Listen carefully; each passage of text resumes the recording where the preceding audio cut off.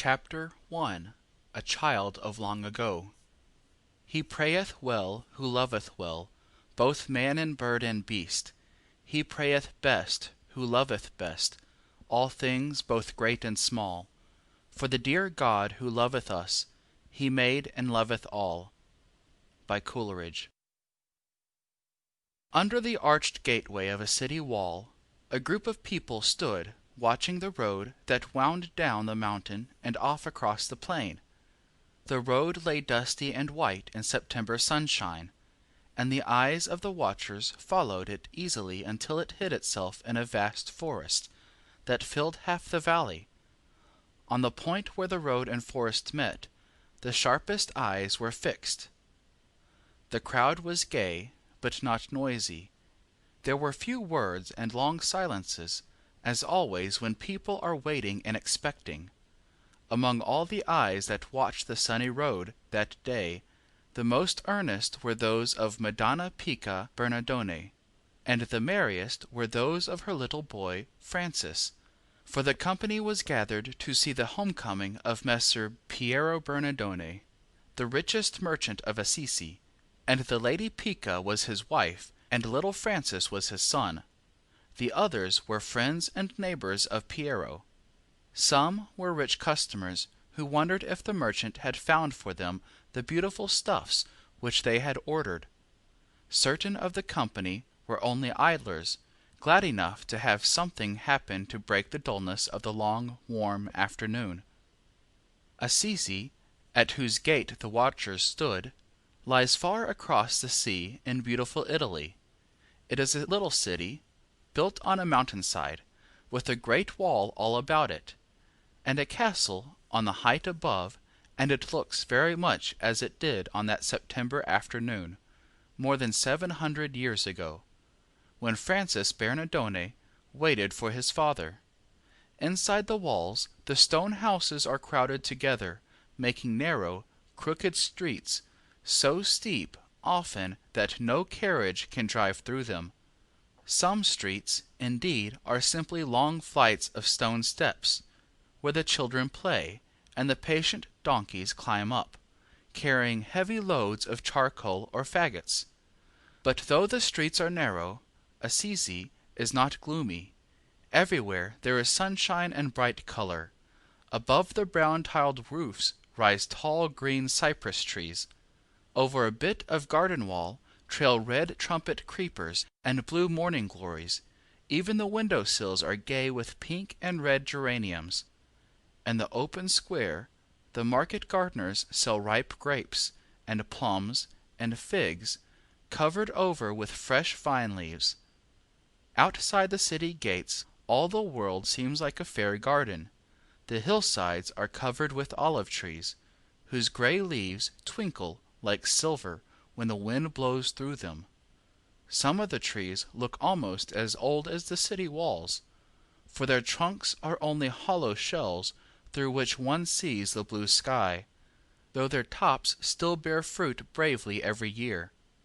From the foot of the mountain stretches the river valley, bright with wheat fields and tall corn, and vineyards where the vines hang in heavy garlands from one mulberry tree to another.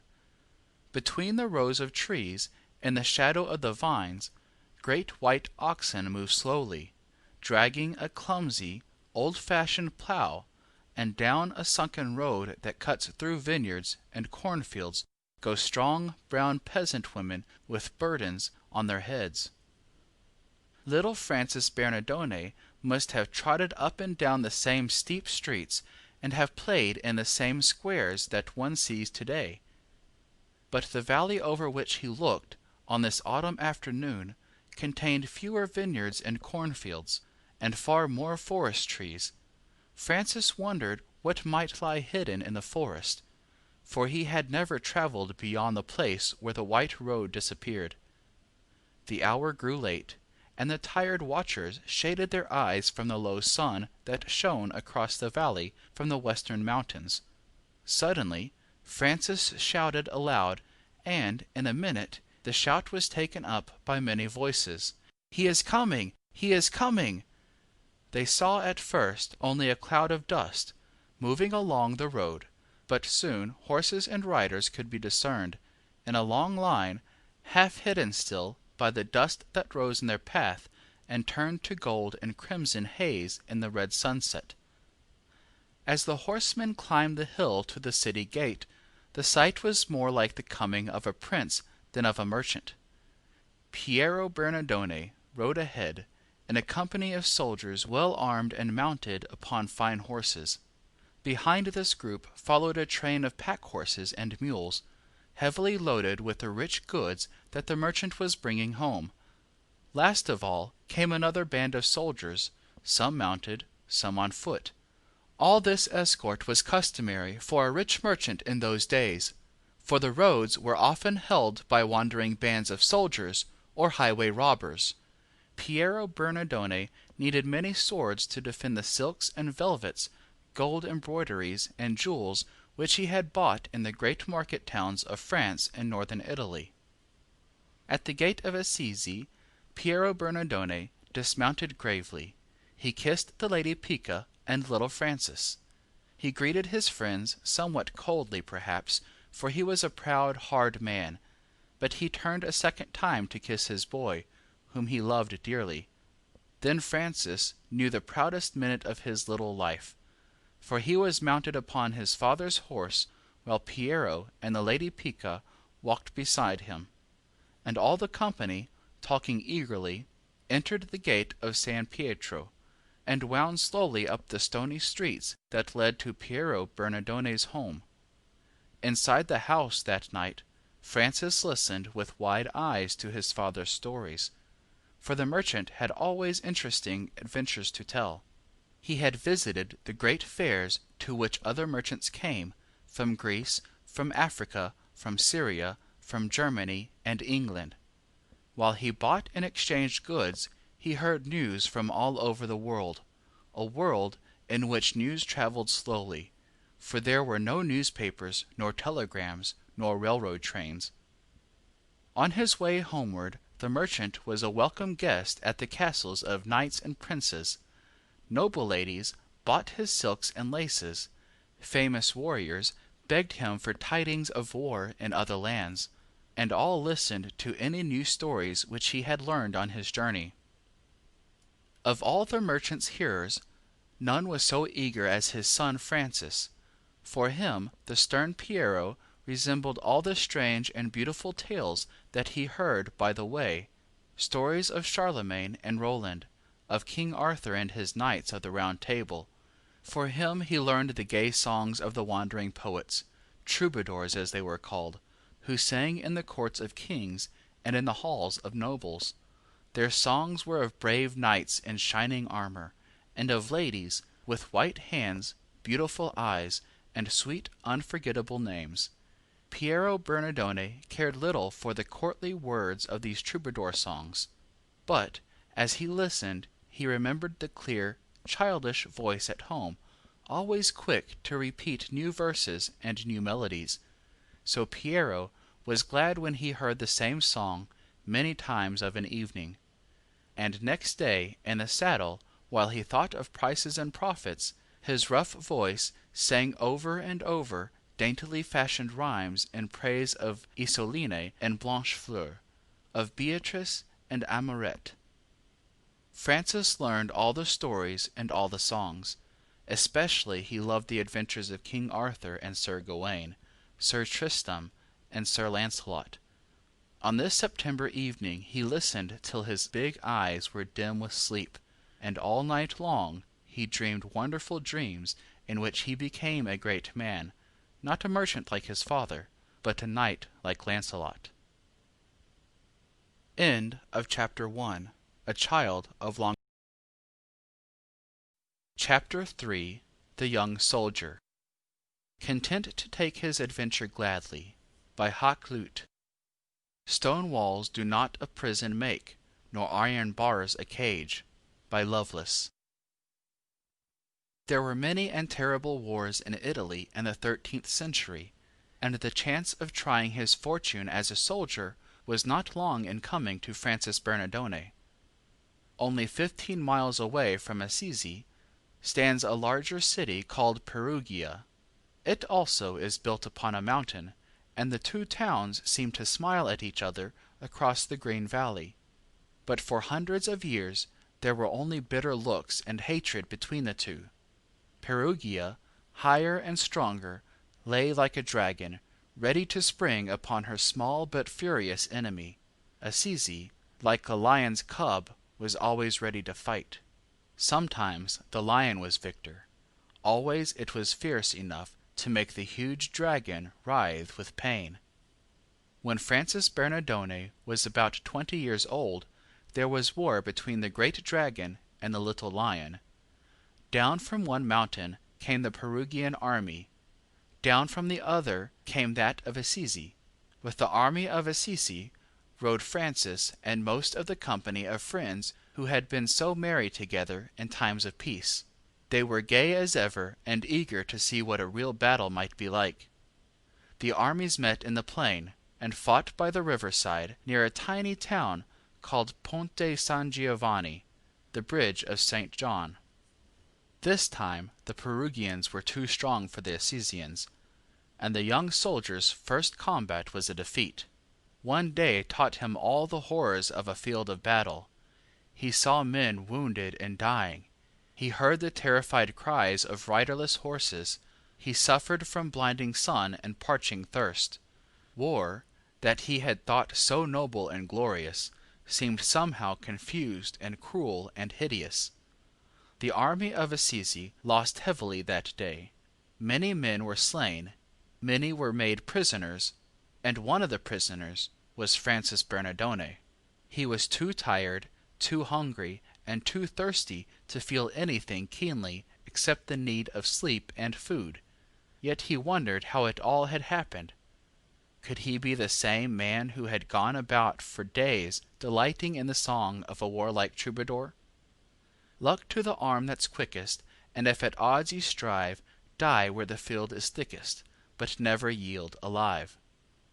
He knew that he had not been a coward. He had not even been afraid, yet here he was, unarmed and captive.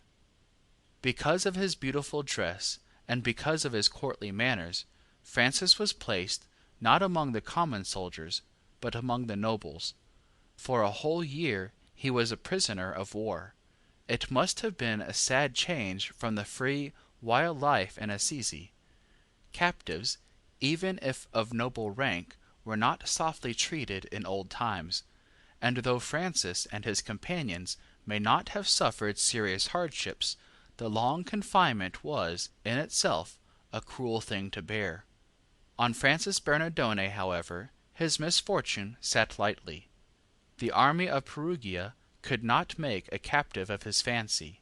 His fellow prisoners were astonished to hear him tell of his hopes and plans for the future, of the battles he should fight, of the fame he should win, of the beautiful ladies who should smile on him. The brave knights whom he admired, Gawain, Tristram, and Lancelot, had sometimes fallen into prison, but had won their way out again, to fight better than before. So Francis still dreamed of war and glory, and boasted in his pride. You will see that some day all the world will adore me. Though he was proud and boastful, Francis was still gentle-hearted, and quick to feel sympathy for all who were unhappy. Among the prisoners of war was one man so vain and ill-tempered that his companions would have nothing to do with him. The unfortunate creature sat gloomily apart, with a black frown on his face, and with black thoughts in his mind. The songs and jests and games with which the others whiled away the long hours made him seem all the lonelier in his silent corner. The sight of the sad, bitter face was more than Francis could bear. Many times he slipped away from the noisy group of his comrades to speak cheerily to the solitary knight, and, little by little, with a friendliness that no one was ever known to resist, he won the heart of the miserable man. Through the good will of the boy whom everybody loved, the victim and his tormentors in the end became friends once more, and there was peace in the great prison. All through the long winter, From across the valley the sad eyes of the Lady Pica watched the towers of Perugia. In her heart she questioned what might have been her boy's fate. Was he ill, and suffering, and lonely? When would he come back to her? She seemed still to hear him singing, as on the morning when he had ridden out so blithely to his first battle. Comrades, let us each be ready to give and take his part, shields bright and lances steady, and all men glad of heart. If the breeze that swept down the long valley from Perugia could have carried the prisoner's merry voice, the mother might have been somewhat comforted. In prison or out of it, the heart of Francis of Assisi was always the heart of the poet, the troubadour. Because his companions remembered gratefully the songs and laughter that brightened their captivity, the story of his gaiety has come down to us across 700 years. End of Chapter 3. The Young Soldier.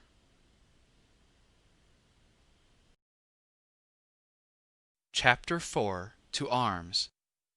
'Twere worth 10 years of peaceful life, one glance at his array. At last there came a day when the prisoners were set free and Francis could return to his home.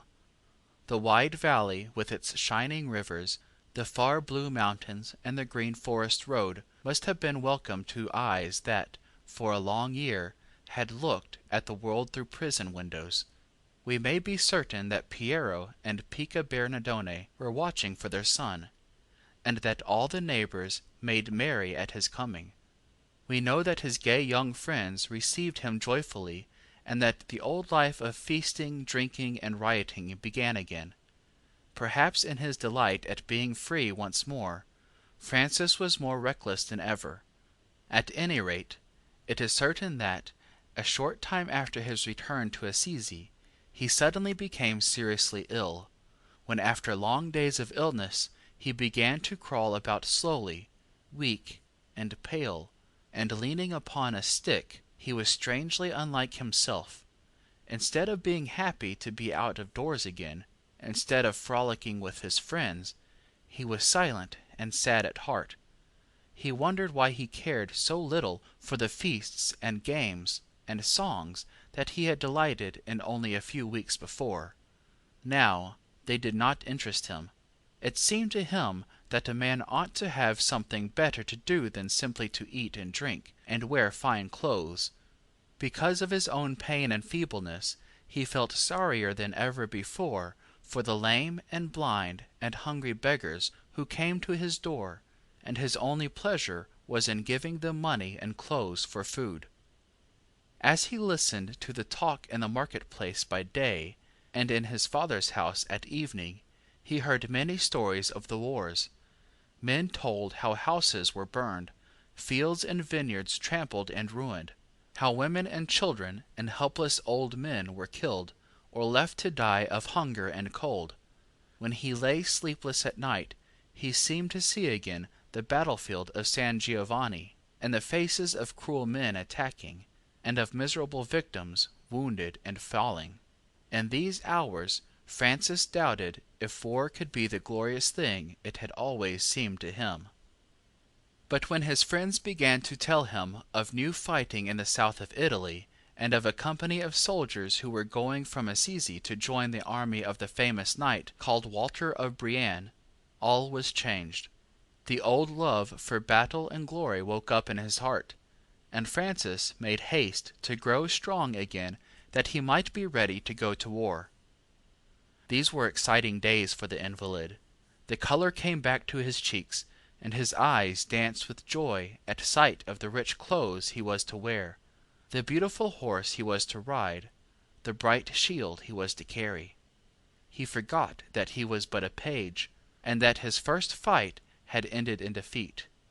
He dreamed of winning great battles, of marrying a beautiful princess, of living in a magnificent palace, or riding to the wars at the head of knights and soldiers of his own. Assisi was full of noise and battle in these days. Companies of soldiers rode through the narrow streets so recklessly that the folk on foot hurried into doorways and stood open-mouthed with fear while the riders passed. In the market-place men talked in eager groups.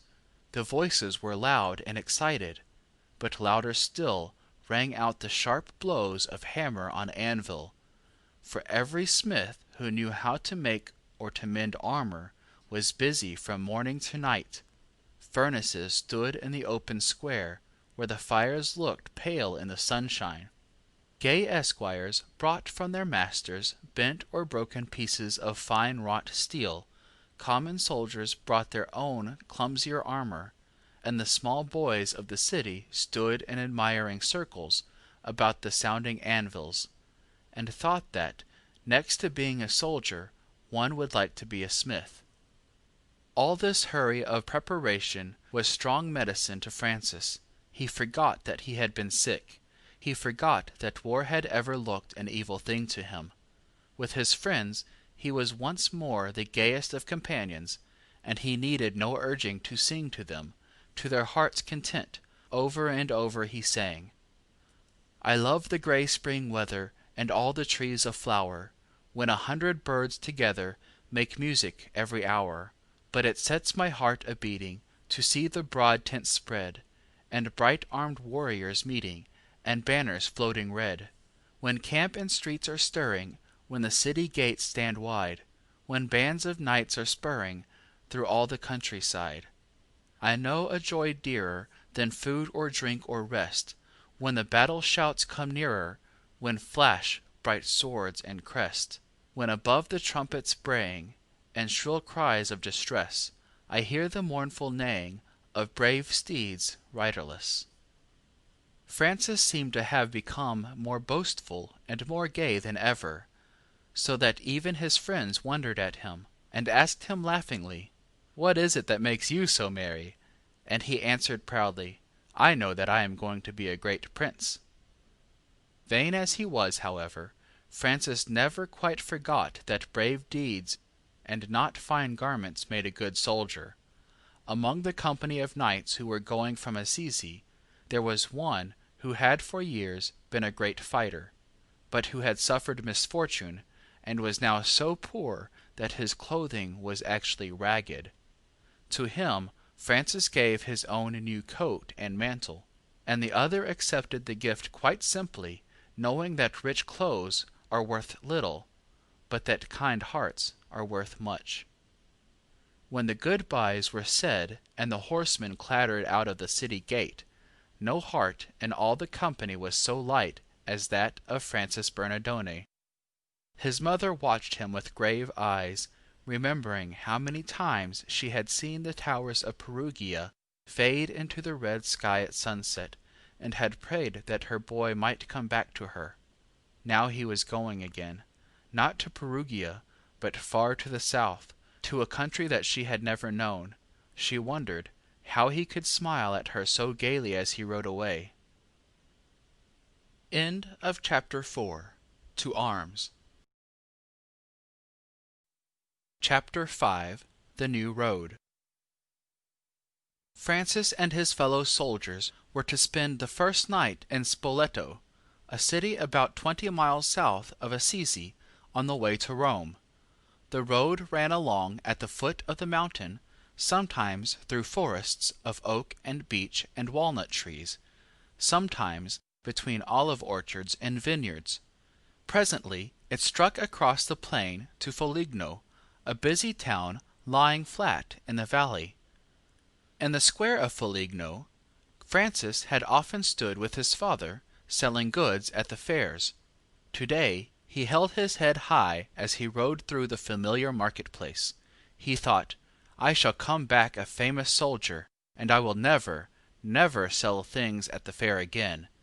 He blushed with pride when someone in the street pointed him out to a companion, saying, That young man who is dressed and mounted like a lord is the son of Messer Piero Bernardone, the merchant.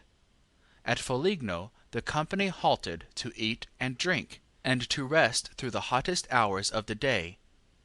When they were in the saddle again, and had left the city gates behind them, Francis no longer rode superbly with his chin in the air.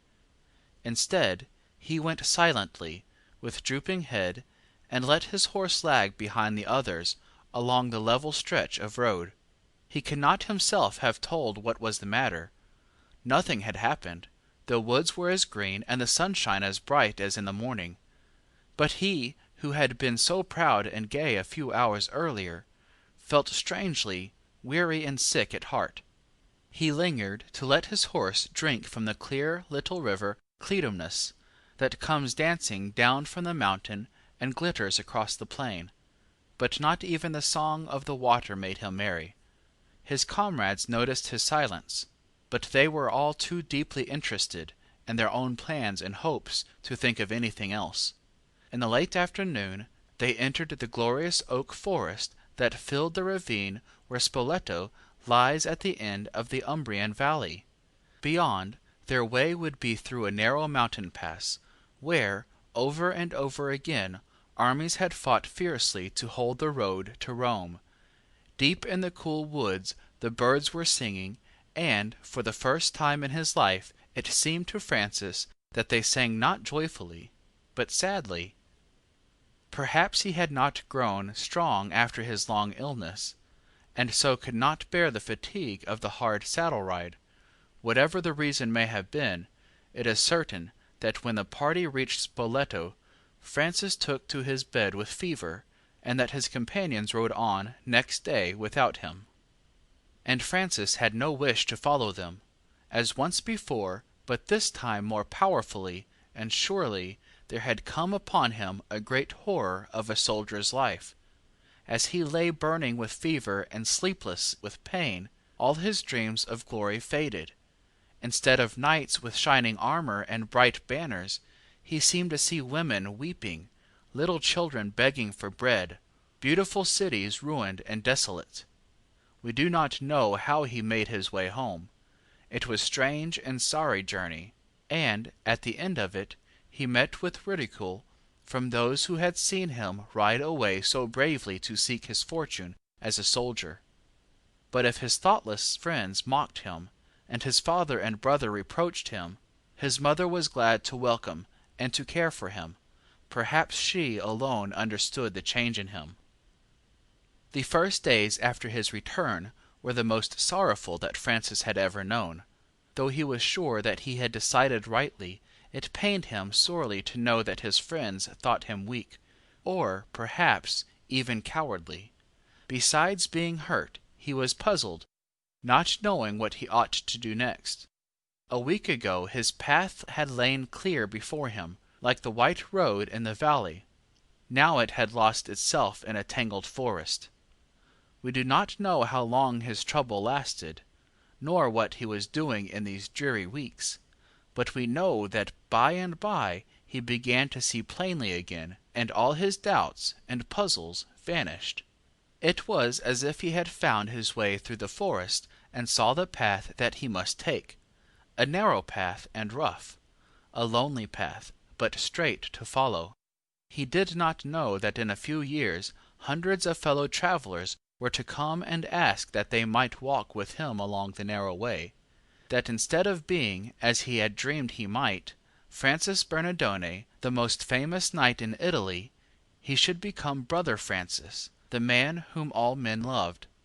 All that Francis knew was that, in the place of his old love for a soldier's life, and his old desire to become a great prince, had come a new love, and a new desire, a love for all the ragged and hungry and sick and sorrowful folk in the world, and a desire to feed and clothe and heal and comfort them all.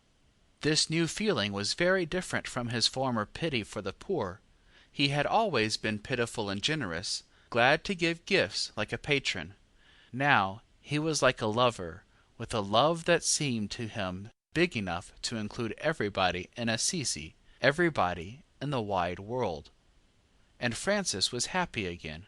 His friends who had seen him after he came back from Spoleto, pale and sick, restless and disappointed, saw his face brighten, and heard him singing as of old. Francis Bernardone is himself once more, they thought. But when they found that he no longer cared for their suppers and their games, they said, "How stupid he is!" and they left him to go his own way.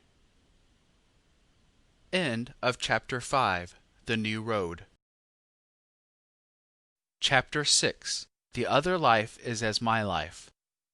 Who gives himself with his alms, feeds three, himself, his hungering neighbor, and me. By Lowell. About this time Francis made a journey to Rome. Perhaps his mother hoped that a change would bring back his strength. Perhaps Piero hoped that seeing many people and hearing news of the war, his son might again be fired with soldierly ambition. Francis himself longed to see the city where so many saints and martyrs had lived and died, and where, he thought, he should find wise and holy men to tell how he might carry out his wish to help and heal all the misery in the world. It was strange to him to travel again over the road to Spoleto, yet he was far happier in spirit than on that earlier journey. South of Spoleto the way was new to him, though he came to know every foot of it a few years later. In the 13th century, as in the 20th, all travelers to Rome were eager to visit the church of St. Peter, but in the 13th century the church itself was not the one whose vast dome we see today. It was an older church that Francis Bernardone sought out, but it stood on the same spot, and it must have been exceedingly beautiful. To Francis it seemed the most sacred place in the world as he walked up the great nave between the long rows of columns and as he knelt to pray before the altar. But when he stood again in the church porch he noticed the crowd of wretched, dirty human beings who clamored for alms, pulling at the garments and crying in the ears of all who entered the door. As he looked at them and listened to them, his eyes filled with tears, and all the sunshine seemed to fade out of the bright Roman sky. What does it mean, he asked himself, here in Rome, where there are so many men rich and wise and holy? Is there no one to take care of all these miserable creatures? In the shade of a column, a little apart from the others, a beggar was crouching, who neither cried to the passers-by nor clutched at their cloaks. He only stretched out a thin hand and looked wistfully up into their faces. Francis stood long watching this man. No one gave to him, no one seemed even to see him. The beggar's face looked weary and hopeless, and from time to time the thin hand dropped to his knee. Still Francis watched. He forgot all about the crowds of people. He forgot everything. He was wondering what it must be like to sit from morning till night, ragged and weary, begging for one's daily bread. Suddenly, acting as he always did on a moment's impulse, Francis spoke to the silent beggar and led him away to a deserted corner at the further end of the portico. He gave the man a piece of money and, with no explanation, proposed to exchange clothes with him. The beggar stood stupefied as Francis began to pull off his own rich cloak. It may be that he thought the boy a criminal trying to disguise himself. It may be that he thought him mad. Whatever he thought, he was glad enough to trade his tattered beggar's dress for clothing such as he had sometimes fingered, wonderingly, but had never even hoped to wear. What became of the man we do not know, but Francis, wrapped in a tattered, dirty cloak, went back to sit all day long, begging at the door of St. Peter's Church. Perhaps it was a foolish thing to do, but at any rate the hunger and weariness of that strange day made Francis understand better than ever before the suffering of the poor, and because he understood, he was the better able to help. After this one day of a beggar's life, Francis was sure that no service in the world could be too low for him to do gladly, and no human being too revolting for him to touch. The most hideous cripple by the roadside seemed to him friend and brother, and his only grief was that he could not make them all understand his love and sympathy. His joy and confidence lasted all through his journey home. Spoleto was not gloomy this time, and the birds in its oak woods sang to him merrily, as he came up the familiar Umbrian valley, until he met the little river Tesio. On its bright zigzag way, Monte Subasio stood above Assisi, rose red in the sunset, and the walls of the city shone like transparent glass, looking to the eyes of Francis like the walls of the New Jerusalem. In the weeks that followed, it seemed to Francis that simply loving his fellow men made all life joyous and easy, but one day he discovered that there were still battles to fight. He was riding across the valley toward Assisi, and neared a little hospital for lepers, where he had often stopped with gifts of money. His heart was full of sorrow for these sufferers from the most terrible of all diseases, and he thought, I will go in to-day and leave something for them. Outside the gate of the hospital, crouched against the wall in the sunshine, one of the lepers sat to ask alms of passing travelers. The poor man was covered with sores, and revolting to look upon. At sight of him, Francis felt a sickening sense of disgust and horror. He drew his purse hastily from his belt, and tossing it to the leper, rode on as fast as his horse could carry him, trying to forget the face that had been raised to his. Suddenly, like an arrow, the thought struck him, that man also is my brother, and I have despised him. The rider dropped his rein, and the horse went slowly along the rough road between the olive orchards. Francis was both ashamed and disappointed. He said to himself, my purse was an insult, for I gave it without love, and with more scorn than pity. The spring sun was high and hot. The sky was cloudless. Not a shadow lay on the vast bare height of Monte Subasio.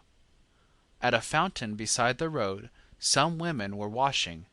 They sang as they worked, and at the end of the long fountain basin a group of children shouted with laughter, dipping their little hands into the cold water, and splashing one another merrily.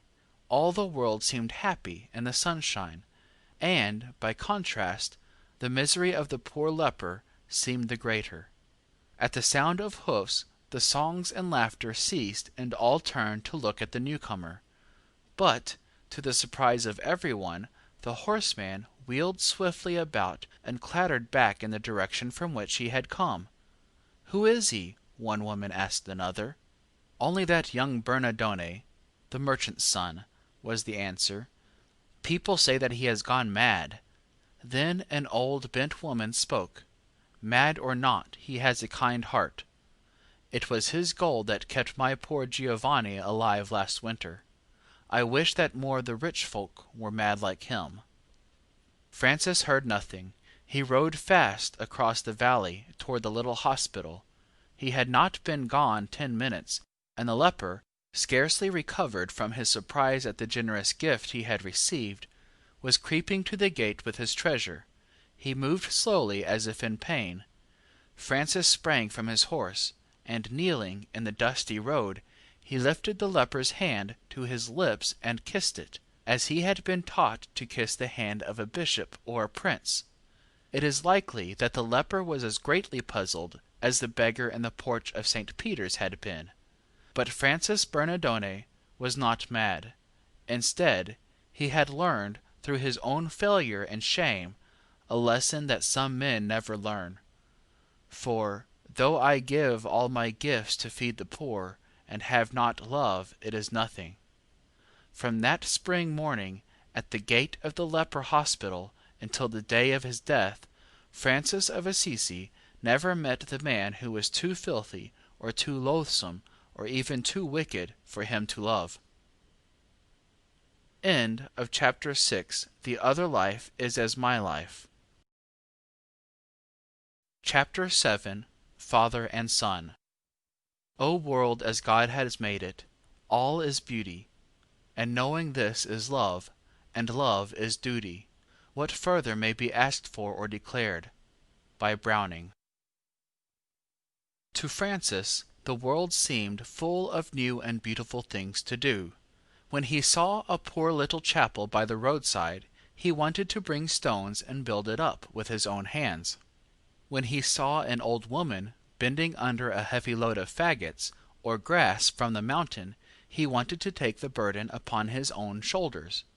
When he saw a hungry child, he wanted to give it his own dinner. Above all, it seemed to him that he must go everywhere and tell people to love and help each other, instead of fighting with swords and lances. Piero Bernardone had been willing to give his son money and clothes and horses, that the boy might be as gay as any of his young friends. But Piero did not like to have his money thrown away on all the poor folk of Assisi. Before many days, Francis found that he had not much of his own to give. He did have some beautiful pieces of silk and velvet and embroidery that his father had brought him from one of his long journeys. One day Francis took these out from the carved oak chest in which he kept his treasures. He spread them upon the floor and looked at them with the trained eye of a merchant's clerk. He knew exactly how much money they ought to bring. The next morning he rolled his merchandise into a parcel, bound it to his saddle, and rode away to Foligno, to the market-place, for it was the day of the fair. The square was thronged with people, under gay booths in the centre, all along the streets, against the palace walls, even on the steps of the cathedral. Buyers and sellers were bargaining. Many were there who had seen Francis ride gallantly by, a few months before, on his way to the war. Now they were astonished to see him with simple clothes and gentle manner, offering his goods for sale. When all the gay stuffs were gone, Francis sold his horse also, and started back toward Assisi on foot, with a full purse at his side. Perhaps the horse he had just sold was the very one which he had ridden so merrily over the same road with his soldier friends.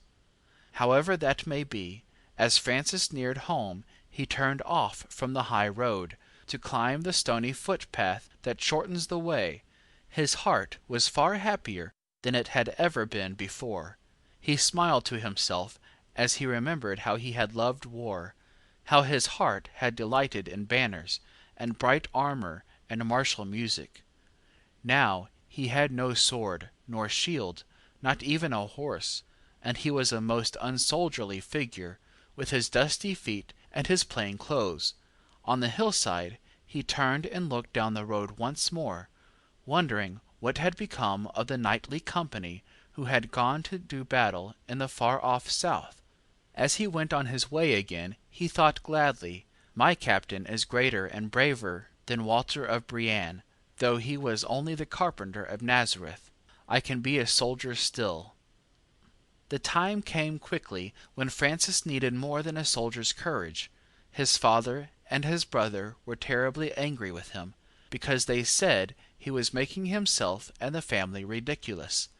Piero Bernardone had always been a hard man, and now, in his wrath and disappointment, he was cruel. The poor mother tried to make peace, but Piero only became as angry with her as with his son. At one time Francis hid himself for days in the little chapel of San Damiano, outside the city, where he had found a friend in the poor priest. Piero sought for him in fury, but did not find him. Francis could not long endure to be in hiding, like a coward, and he determined to go home to his father, and to explain that he must live the life that he knew to be right. By this time all Assisi had heard of the trouble between father and son, and there were many people who thought Francis a madman. Before he reached his father's door, the idlers and children were shouting about him, making so much noise that Piero burst into the street to know what was happening. When he saw Francis, he was wild with anger. He would not listen to a word, but fell upon the youth like a savage.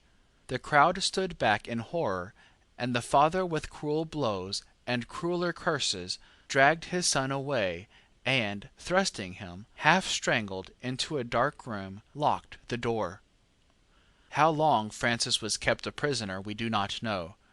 At last his father was obliged to go away on a journey, and Lady Pica, who saw that all her efforts to soften her husband's heart were fruitless, unlocked the door and set her son at liberty. All Piero's fatherly love had turned to bitter hatred. When he came home he went to the rulers of the city and demanded that Francis should be banished from Assisi. Then Francis appealed for protection to the bishop, to whom he told the whole sad story. He told him of his past life and of the life he now wished to lead. He told him of his father's anger and of his mother's grief. One day, in the little square in front of the bishop's palace, there was a strange scene.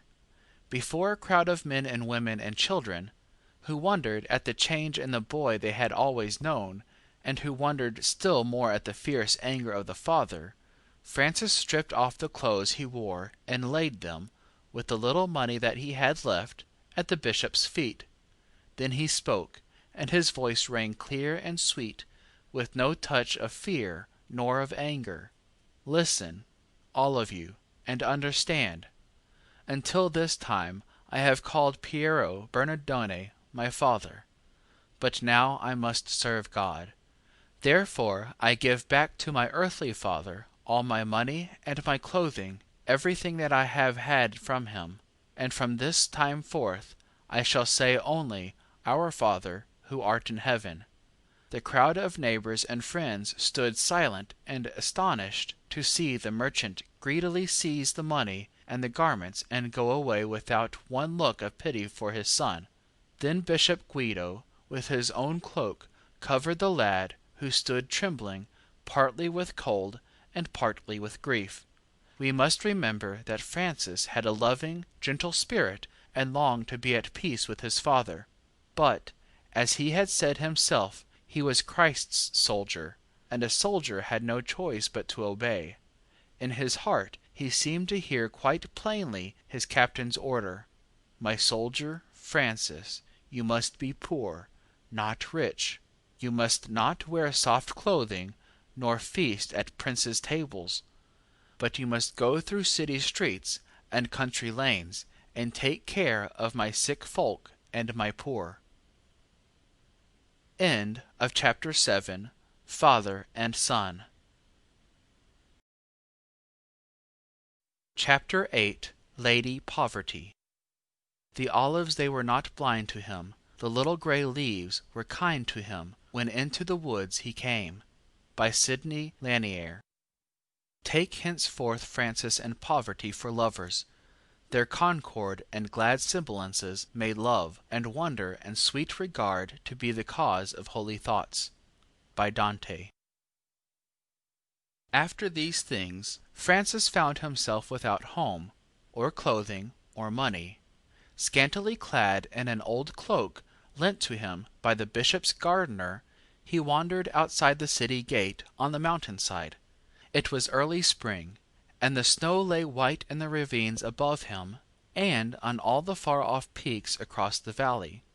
But the sky was blue, and on the stony slopes the yellow broom was in full flower. Francis threw himself down on the sunny side of a great olive tree. He leaned against the warm grey trunk, and looked and listened. A tiny lizard darted across the ground close to his hand, and shot up the tree like a green flame. The wind in the dry silvery olive leaves whispered like a kindly voice, and in every thicket the birds were singing. It seemed to Francis that the wind spoke to him, and that the birds sang to him. He forgot his sorrows, and sang also the gay old troubadour songs, which were the only ones he knew. He did not sing battle songs, but those that told of April, of nightingales, of roses, and of fair ladies. Like a courtly minstrel he sang, O nightingale, go where my lady dwells, and bear her news of me.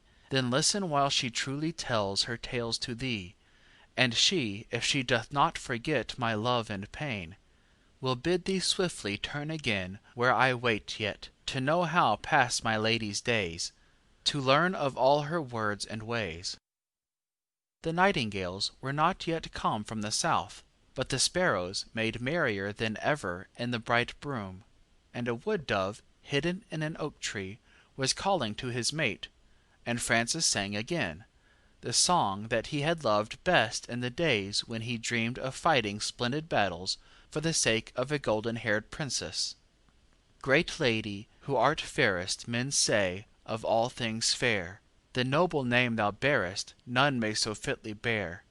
Clear fountain of all beauty, that gladdens the green earth, thy deeds of love and duty are more than blood and birth.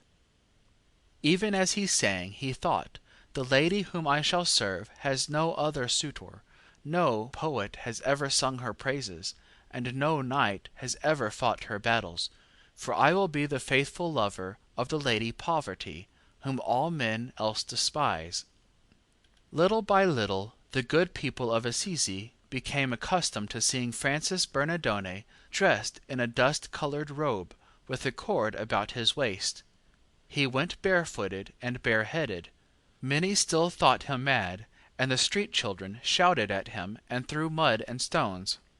The young men, with whom he had eaten so many suppers and sung so many songs, now jeered at him, and even his brother joined in the cruel sport. Francis was too tender-hearted not to be hurt by all this, but he never answered angrily. He thought, it is because they do not understand. But if his rich friends were unkind, the poor folk who had loved him for his gentle words and for his gifts, when he was the proud young merchant, loved him the better now that he had given them all his money, and was ready to share his crust of bread with any hungry man. At the little hospital where Francis had gone first in splendid clothes, with a full purse at his side, the lepers wondered to see him come so poorly dressed, with no horse and no money. But when they saw how gently he took care of those who were most sick and helpless, they called him Brother Francis, and they forgot their suffering while he talked and sang to them. One by one new friends came to Francis, asking that they might live as he lived, wear a coarse robe and go barefooted, and work with him for the poor and the sick. The first of all was a former friend, a rich gentleman of Assisi, named Bernardo di Quintavalle. This man gave away his riches and came to live with Francis in the service of the Lady Poverty. He was called Brother Bernardo, and Francis loved him dearly, and, because he was the first of the little company of brothers, used to call him my oldest son. The second of the new friends was named Piero, and the third Sylvester. Sylvester had been a selfish man, greedy of gold, but when he saw Francis, and after him Bernardo, give away their wealth so gladly, and live so happily without it, he wanted for himself that joy that his money could not buy, and he ended by coming to be one of the brothers. When there were several in the company of brothers, Francis named them the Little Poor Men of God. 3 of them, who were most with Francis, and who afterward wrote down the story of his life, were Brother Egidio, Brother Rufino, and Brother Leone. Brother Leone's name means lion, but he was so gentle and so unlike his name that Francis used to call him God's little lamb. Of Brother Egidio, who loved long, dangerous journeys, and who was always ready for any adventure, Francis would say, he is one of the knights of my round table. The new brothers were without money, and without even a house in which to live. In the summer it seemed to them to matter little. They slept out under the wide sky, as the shepherds still sleep in Italy, and the moon, rising over Monte Subasio, flooded all the valley with white light, and the nightingales filled the forest with wonderful music. But when the autumn nights grew cold, when the moonlight fell upon a valley thick with mist, the brothers looked about for shelter. Their refuge was a little building, scarcely more than a hovel, falling to ruin and abandoned. It had once been a retreat for lepers, but the lepers had been moved to that hospital near the city which Francis had so many times visited. The older building had been called Rivo Torto, Crooked Brook, from the little stream beside which it stood. Here the brothers lived all through the winter, and when spring came, so many had joined the brotherhood that they had not room to sleep. Miserable as it was, Francis and his first brothers loved their little hovel, and were happy there, and from its scant shelter they went out to carry joy and healing to the sad and to the sick. The ruined hospital long ago disappeared, and today it is not easy to find even the place where it stood. In among fields where the corn grows so tall that one walks as if in a forest, there is a tiny chapel with an old well and a hut or two. Even the name has been changed, and if one asks a peasant the way to Rivo Torto, he will point out a great church far away. Yet, in spite of years and changes, the memory of Francis and his little brotherhood still shines over the spot, warm and bright, like the August sunshine on the corn. Straight across the plain, not far from Rivo Torto, in the midst of tall forest trees, stood a little chapel where Francis and his few brothers had often gone to rest and to pray. A rich abbot, seeing that the little poor men had no place to sleep, made them a present for this chapel and the ground about it. Here they built rude huts and planted a hedge and made for themselves a home, which they called Portiuncula, the little portion. A great church called Santa Maria degli Angeli has been built upon this spot, and the little old chapel still stands under its dome. The life of the poor brothers does not seem a gay one as we read about it, yet they were most happy-hearted. There was no work too humble nor too hard for them to do. They helped at plowing in the spring, at reaping and threshing in the summer. In autumn they gathered grapes or nuts, and in winter olives, for in Umbria the olive harvest is in the winter. When the brothers were paid for their work, they gave away everything except what was needed for the day's food. They often made long journeys, working their way from place to place. Thus it happened one day that brother Egidio, the Knight of the Round Table, was standing in a public square in Rome, when a countryman came by asking for a laborer to go and gather nuts from a very tall tree. The men who stood about said, "No, we remember your tree. It is too high, and we do not want to break our necks." "I will go gladly," said Egidio, "if you will give me half the nuts I gather." The bargain was made, and brother Egidio climbed the highest branches and beat down all the nuts. His share he gathered up in his robe, and went merrily through the streets of Rome, throwing nuts to the poor folk whom he met, till all were gone.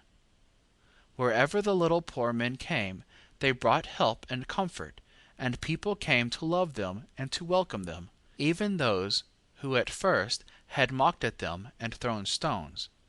For love and joy and helpfulness and gentle words make most of the happiness of life, and all these gifts the brothers had to give, even when they had not a penny nor a loaf of bread. End of chapter 8. Lady Poverty.